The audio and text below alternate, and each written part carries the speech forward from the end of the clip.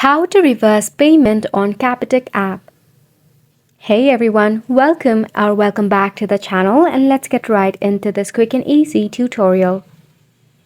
For this, you'll be needing your Capitec application. If you have not installed the app, make sure to install it. Now once you have installed the application, go ahead and sign in into your Capitec app. After you have successfully logged in into your Capitec app, you need to go ahead and navigate for the option of Transact. Once you click on Transact, navigate to the option of Debit Orders. Enter your secret remote PIN to sign in. Choose a debit order from the History menu. You also have to select a reason for the dispute or the reverse payment. After that, agree to the terms and condition for the confirmation.